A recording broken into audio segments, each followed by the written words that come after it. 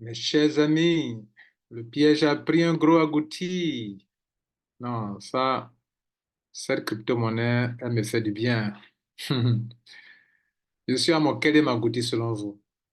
Un agouti de 24 dollars, après un agouti de 160 dollars, après un agouti de 100 dollars, après un autre agouti de 100 dollars encore, après maintenant un agouti de plus de 250 dollars. On va calculer ensemble. Regarde, alors, pas plus tard qu'avant-hier, j'ai tendu un piège. Je dis que si cette crypto-monnaie atteint le prix de 3,67 dollars, je vends. Je vends. Si ça atteint ça, j'ai dit que si ça atteint, je vends. Je cherche mon carnet de notes là.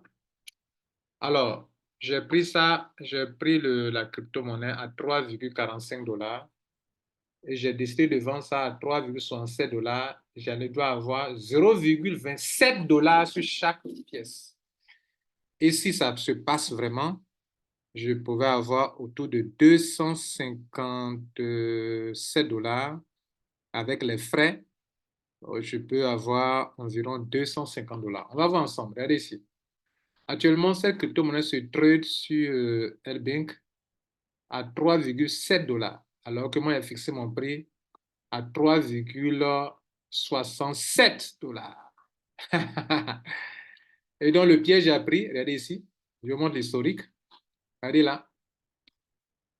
J'ai lancé mon achat, mon agouti d'achat. J'ai acheté à 3,45 pour 1174 pièces. Donc, je l'ai acheté. Regardez la date, c'est le 28 12e mois. Donc, 28 aujourd'hui, pendant que je parle, nous sommes au 30. Et regardez ici, la vente s'est effectuée le 29, donc 24 heures après. En 24 heures, regardez ici, je clique sur détail. Donc, ils disent qu'ils ont vendu pour moi en 1172 pièces. Regardez ici. 1172 pièces. Donc, on va voir les détails. Voilà les détails de la vente. Et ça, c'est du costaud. Alors, vous savez que cette crypto-monnaie, j'en avais acheté lorsque c'était 1, et quelques. Donc, ça a pris de la valeur et je prends maintenant le capital. Quand ça a pris de la valeur, ça m'a donné, vous voyez, je l'ai pris à 1,6, 1,50 par là.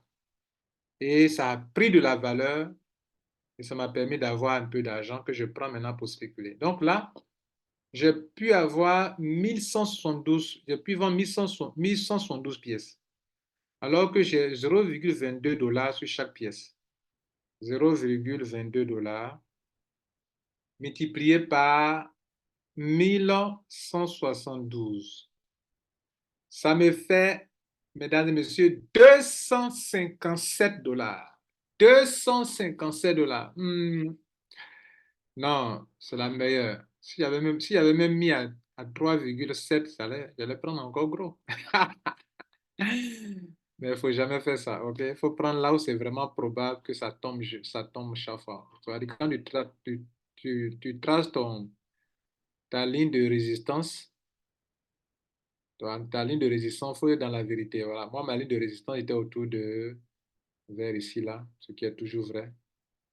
Autour d'ici, là. Même ça en dessous, même. Ma ligne de résistance était quelque part ici. Par exemple, quand je prends sur 7 jours, quelqu'un m'a demandé comment on essaie de voir. Quand je prends sur 7 jours, vous voyez que sur 7 jours, c'était toujours ici. La ligne de résistance était quelque part vers ici, là. Durant les 7 derniers jours. Et puis, le support était ici. Le support, c'était autour de 3,45 par là. Donc, il faut trader entre le support et la résistance. Il faut trader entre le support et la résistance. Il faut fixer ton prix entre le support et la résistance. Pour nous qui ne savons pas trader, mais on gagne quand même, hein. Alors, ceux qui ont fait école de trading, qui disent, ah, j'apprends le trading. Moi, je n'ai pas appris le trading. Mais je gagne quand même 257 $. Multiplié par 650 francs CFA, ça fait au moins 167 000 francs CFA pour l'agouti. Un agouti de janvier. Non, mais ma fête est assurée.